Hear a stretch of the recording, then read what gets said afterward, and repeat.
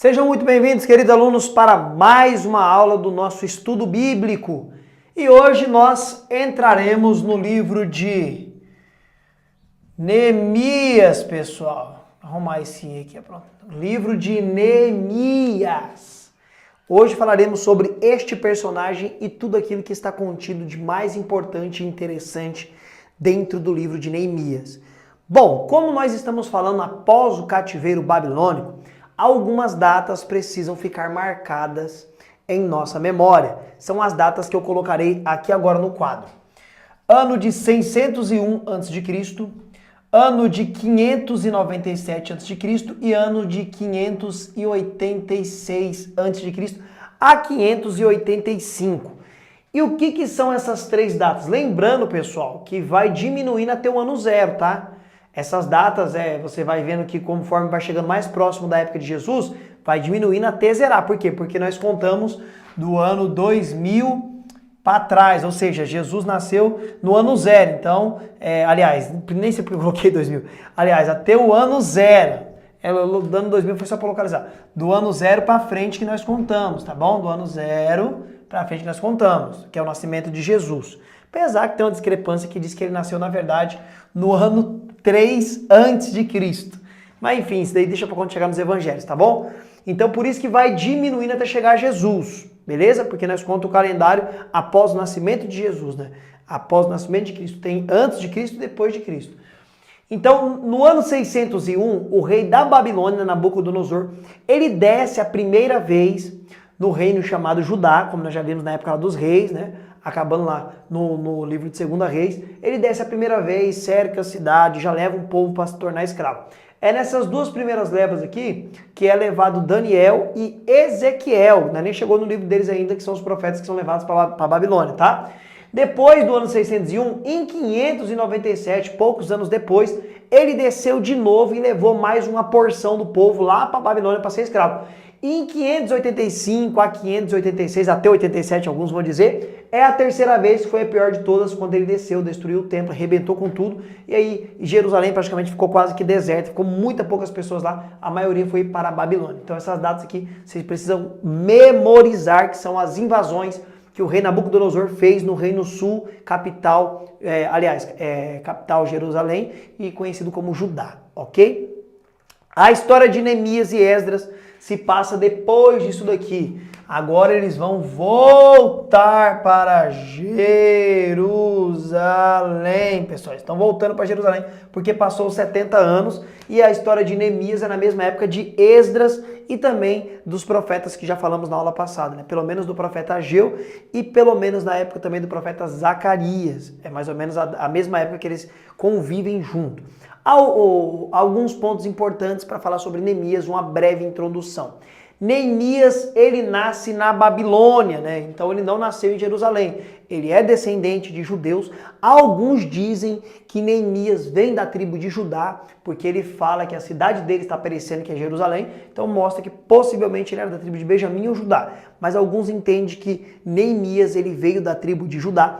Ele era copeiro do rei persa chamado Artaxerxes, que é o rei agora que está no poder, que está governando, que deixou Esdras, né, lá, que nós já passamos pelo vídeo de Esdras, o escribe, sacerdote, descer com o povo, já para restituir o culto nesse mesmo contexto. Então Neemias, ele é um homem que servia ali na taça para o rei, né? Ele é aquele que experimentava a bebida antes para servir por rei. E isso aqui, a história de Neemias se passa por volta de 464 a 423 antes de Cristo, aproximadamente. Aproximadamente, esse é o período ali da história de Neemias, tá bom? Então vamos entrar no capítulo 1, pessoal. Neemias fica triste por causa de Jerusalém. Os muros estão destruídos, a cidade está arrasada. Ele ouve o relato, Neemias ouve, agora começou o povo descer, né? O povo começou a voltar lá para a terra de Jerusalém, né? Voltaram do cativeiro. E em algumas levas eles estão descendo, né? E aí chega a notícia lá onde que Neemias está, possivelmente ele está na Babilônia, que foi tomada pelos medo-persas.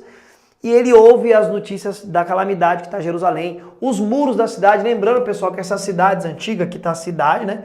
Em volta tinha muros grandíssimos para proteger de invasões. Então, na época de Neemias e Esdras, que é a mesma época, tinha muitos buracos no muro, então ficava facinho para o povo entrar aqui e saquear a cidade, destruir tudo. Então ele fica muito triste por conta da cidade dos pais dele, né? Aonde os pais deles, ele diz que está enterrado, tá nessa situação, né? Possivelmente o pai dele voltou nas primeiras levas e acabou morrendo, possivelmente, né? Ou quando ele se relata aos pais, ele quer dizer os seus descendentes, né? Desde a linhagem da tribo de Judá. A maioria entende que é isso daí, tá bom? Então ele fica triste, fica arrasado, fica muito angustiado, isso está no capítulo 1. No capítulo 2 ao capítulo 3, o que vai ser trabalhado aqui no livro de Neemias?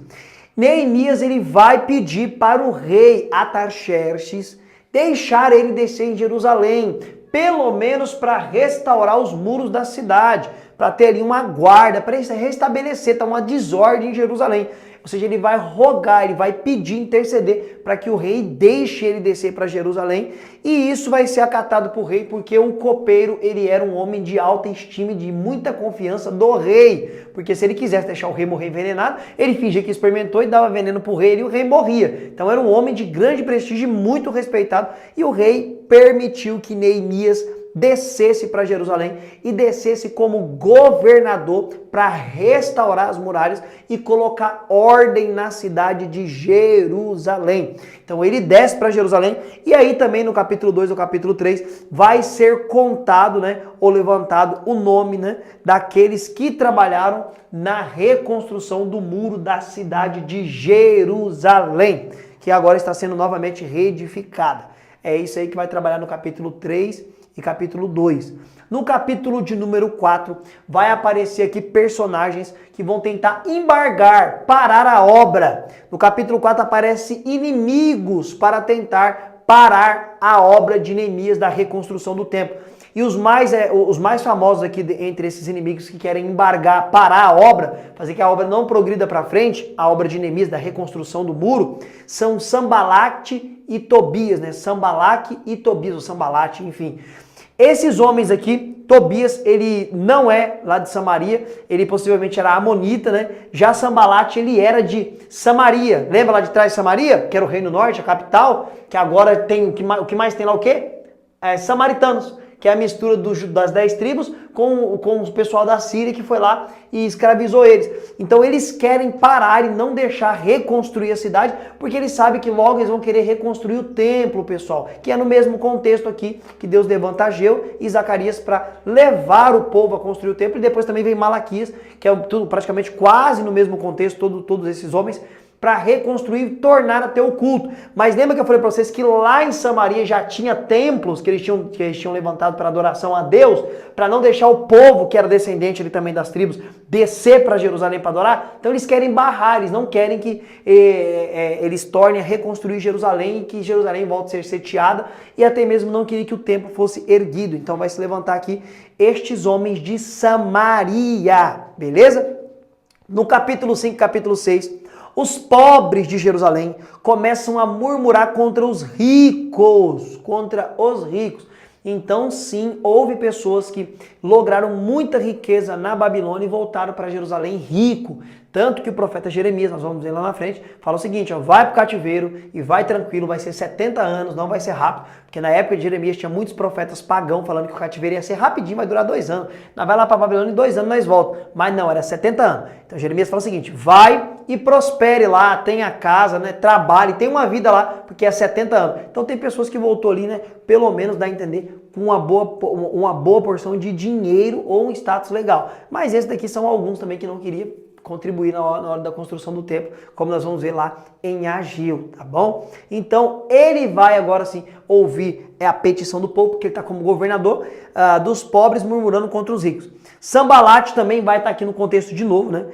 Mais uma vez ele aparece agora como inimigos para conspirar contra Neemias. Ele quer conspirar, quer derrubar. Conspirar o quê? Derrubar Neemias, tirar ele do governo. É neste contexto que tem aquela palavra clássica, né? Que é tema de muitas campanhas, quando o Neemias está trabalhando, né?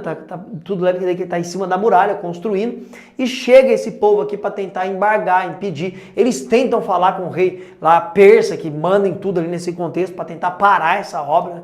Para tentar intimidar, na verdade, eles vêm para intimidar Neemias, e é quando Neemias manda um recado para esses homens aqui que está tentando acabar com a obra, parar a obra de Deus. Qual é o recado que ele manda? eu estou em uma grande obra e não posso parar. Ou seja, ele está trabalhando numa grande obra para a glória de Deus, para o povo de Deus, e ele não pode parar. Isso daqui é um grande aprendizado para nós. Se você está trabalhando na obra de Deus e tem aí inimigos tentando te intimidar e parar, fale as mesmas palavras de Neemias: eu não posso parar, estou em uma grande obra e não posso parar. Muito legal essa fala aqui de Neemias, é muito interessante. No capítulo 7, pessoal, a capítulo 8, Neemias ele vai restabelecer a guarda sobre a cidade. Agora os muros, dá a entender que ele já fechou as brechas, né? As brechas seriam os buracos, né? As lacunas que tinham ali que as pessoas poderiam entrar, e provavelmente esses buracos tinham desde as invasões da Babilônia, beleza? Então ele já praticamente já está terminando ali o muro, ele estabelece as guardas da cidade, toda a cidade precisava ser guardada naquele contexto por conta de saqueadores, tá bom? Vândalos de outra cidade. E ainda dentro desse contexto aqui do capítulo 7 a 8, vai ter aquilo que nós já estudamos no livro de Esdras. Esdras, que é o escriba e o sacerdote agora de Jerusalém, ele vai ler o livro da lei. O que seria o livro da lei, pessoal? O Pentateuco, os 5 primeiros livros de Davi, e é naquele mesmo contexto, aqui é a mesma história, o mesmo ambiente, aonde os homens vão se arrepender, eles vão se humilhar perante Deus, vão mandar as mulheres estrangeiras embora, é tudo dentro desse contexto. Após ele ler a lei, aí vem o capítulo de número 9, número 10, o povo se arrepende, o povo confessa os seus pecados, o povo jejuma, eles vestem pano de saco, aquela roupa lá para representar humilhação, né? Humilhação, representar que eles estão se arrependendo perante Deus, e possivelmente também jogaram cinzas na cabeça, que era muito cultural para os judeus, quando eles queriam mostrar que estavam arrependidos e tristes por aquilo que eles estavam fazendo que desagradava a Deus. Eles vestiam um pano de saco, né? O que seria pano de saco? É um saco mesmo, aquele saco de hoje de guardar trigo, enfim, parecido com aquilo ali. Eles cortavam, usavam como roupa, tá? Tipo um negócio feio, para representar que eles estavam se humilhando perante Deus, jogavam cinzas na cabeça, tá bom? E aqui também no capítulo 9, capítulo 10, vai ter o nome dos homens que selaram um concerto com Deus de Abraão, Isaac e Jacó. E olha que interessante, eles se arrependem após ouvir a pregação da palavra de Deus, da lei de Deus. Não tem arrependimento, não tem mudança de vida, não tem mudança de estado, não tem como retroceder e voltar a viver uma vida plena com Deus se não tiver a pregação da palavra. Então, métodos operantes que Deus escolheu e levantou para alcançar o seu povo, para atrair o seu povo, para transformar o seu povo, é mediante a pregação da palavra. No Velho Testamento, a lei de Moisés, hoje o Evangelho, pessoal. Isso é claro no Velho Testamento e também no Novo Testamento. E é isso aqui, à luz da Bíblia, que é o verdadeiro avivamento. Era um povo que pelo menos conhecia de ouvir falar a palavra de Deus e estava vivendo de qualquer jeito, mas depois que a palavra foi lida e foi ensinada por um grande homem de Deus, um sacerdote, um escriba temente a Deus, o Espírito Santo trabalhou no coração dessas pessoas, porque é o Espírito Santo que convence o homem do pecado, da justiça e do juízo, e eles se converteram novamente a Deus, abandonando todas as práticas aí e afirmando um pacto, selando um pacto com Deus. No capítulo 11, pessoal, capítulo 12, vai ter a lista de todos os habitantes aqui, né, relacionado como homens, né, todos os habitantes aqui de Jerusalém, de Judá, e os sacerdotes que vieram para Jerusalém junto com Zorobabel. Quem é este Zorobabel, pessoal? Zorobabel. Quem é esse personagem? Este personagem é um descendente de Davi. É um descendente real. E é ele que vai assumir agora por um grande período aqui como governante de Jerusalém. É este homem aqui, Zorobabel, porque ele era descendente de Davi, ou seja, ele era da casa de Davi. No capítulo de número 13, o último capítulo deste livro, Neemias, ele remove de Jerusalém, do meio do povo, os amonitas, moabitas de Judá. Tira todo esse povo do meio. Por quê? Porque o povo de Israel vivia entrando pelo caminho da idolatria e por outros erros e pecados por conta desses povos que habitavam com eles, pessoal. Então vai embora. Apesar que depois desse cativeiro aqui, que durou 70 anos, o cativeiro babilônico, que eles ficam na Babilônia, nunca mais eles caíram no caminho da idolatria. Deus prometeu que eles não, depois desse cativeiro, eles não iam mais cair pelo caminho da idolatria, e Deus tratou isso com Israel. Israel nunca mais caiu em idolatria depois do cativeiro que durou 70 anos, tá bom? E também aqui, no capítulo de número 13, tem o protesto de Neemias contra eles trabalharem no sábado. Por quê? eles estavam querendo trabalhar no sábado e para os judeus o sábado era um dia de descanso. Claro que esse sábado é uma referência ao descanso que nós encontramos em Cristo, mas aqui como a lei ainda estava vigente, tem um protesto contra o trabalho no sábado. Eles tinham que guardar o sábado. Hoje o cristão não se guarda o sábado porque Cristo é o nosso descanso, não é mais necessário, porque tudo isso eram sombras que apontavam para Jesus Cristo, ok? Para falar sobre o sábado, quando chegar nos evangelhos, nós abordamos mais a fundo.